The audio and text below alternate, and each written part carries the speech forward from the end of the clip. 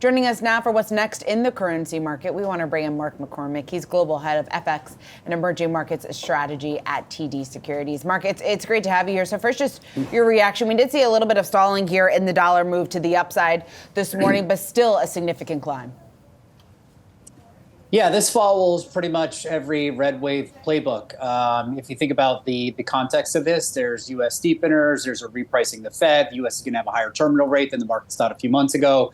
And this is broad strength for the dollar. That reflects the macroeconomic policy changes we could have. It also reflects the fact that there's a lot of scope now, if Trump can get the House as well, that we have deregulation, we have tax policy, we have fiscal policy, we have immigration, and we have trade. So the market's got to adjust to reflect that. How much conviction, Mark, is there behind this dollar trade that we're seeing? I think we're just starting to see it. I would say we've been bullish the dollar for the past couple of months. Part of it was the uncertainty around the election, that the markets just in itself was not trading this event. Again, it was a binary event with huge tail risks. Now we're starting to see what those tail risks look like. I think if you kind of take away the event risk that we had and where we're going with the election versus how we got here, the U.S. data has been outperforming the rest of the world basically since summer. So if you kind of think about the strength of data in a data-dependent world, U.S. data is doing stronger and better than what we've seen out of the Eurozone and China. So there's a fundamental story here that U.S. asset markets, U.S. equities, again, the terminal rate's already been repriced higher. All these things have legs and now have a continuation that's going to move into an environment where now we have political uncertainty in Germany. We know that China is going to deliver stimulus, but now it's going to be on the defense. So now it's like the clearest momentum trade is to just buy into U.S. exceptionalism with a much stronger U.S. dollar coming through the first part of next year. Mark, how strong of a dollar are we going to see? I'd say we laid this out in our pre-election notes in terms of scenarios. With this red wave, euro could get to parity. That's an easy target. I don't think it's out of the realm possibility. Dollar China is probably absolutely going to revisit the 730 levels. I think the one that's going to be kind of interesting to watch will be dollar yen. I think this all but assures that the BOJ is going to hike in December, largely, again, as a way to preserve the yen. And also one of the things that came out of the recent Japanese elections is really it's been the cost of living shock. A lot of people thought it was an LDP scandal, but essentially a weak yen, really low real incomes, and real low interest rates has been fueling essentially disapproval ratings in Japan. So the other currency you want to keep on your radar screen is the Mexican peso. Well, let's go exactly there, Mark, because one of the questions I had for you, right, was going to be, what are you more concerned about, a trade war with Europe or a trade war with Mexico?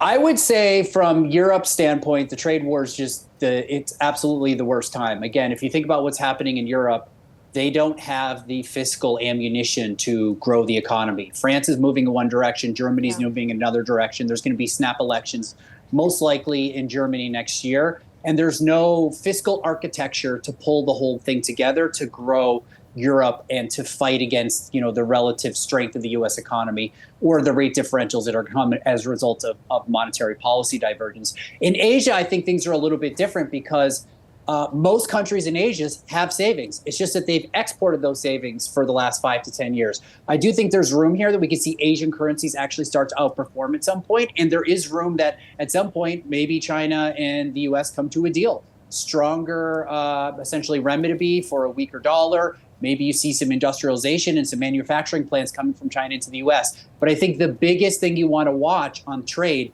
is Mexico. Mexico really is in a tough position right now because, number one, there is a sunset clause in the USMCA deal that kicks in 2026. So the U.S. can basically say to Mexico, hey, we want you to reduce your trade relationships with China, which has been a big part of the Mexican economy recently. The other thing they could do is if the U.S. does decide to strike a deal with China and bring China into the U.S. supply chain, try to reindustrialize the Rust Belt, Mexico's the biggest loser because Mexico is then kind of cut out of the U.S. supply chain or the North American supply chain. So I think if you think about all the risks here, especially with the stronger dollar, Fed repricing, steeper U.S. curve, the Mexican peso is also going to get hit as a carry trade. So you've got geopolitical risks, trade risks, and even kind of market risks that all pointing in the wrong direction for the peso. It's interesting because in 2016, we saw the peso moving to the downside following that election result, but then we saw a rally for, I think, the next year after that. Is there any risk of that repeating itself here? Well, I think, again, the markets are always kind of forward-looking, so I don't think anyone can really focus on USMCA right now. There's so many things that are going to happen early on in the administration, particularly because on day one they can just go with tariffs and immigration policy and focus on that. So I think with the peso, it's going to be, it has been kind of one of the darlings since 2022. It was like, if you think about how we got here, we had surprise election results in Mexico, which, again, the government has moved extremely left. They only have 2 seats shy of an absolute majority to change the constitution. So the local risks have risen. The other thing is that, as we've talked about on this program multiple times this year, the carry trade is unwinding. And again, that's expected. And now with the impact that we'll see on the Fed and higher U.S. rates, steeper U.S. curve, stronger dollar, carry trade is going to continue to unwind. So I don't think that there's a very strong bullish case for the Mexican peso over the medium term. I think a big concern is people try to hang their hats on the onshoring, of Mexico and the U.S. being connected to the same supply chain, North America basically decoupling from Asia and other parts of the world. I think, again, with Trump, you just don't know where it's going to go. He's not ideological.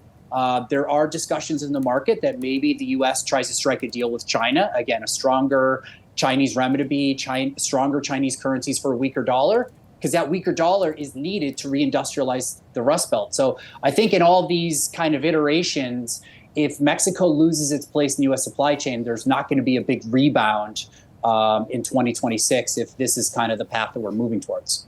All right, Mark McCormick, we got to leave it there. Thank you so much for joining us this morning. Appreciate it.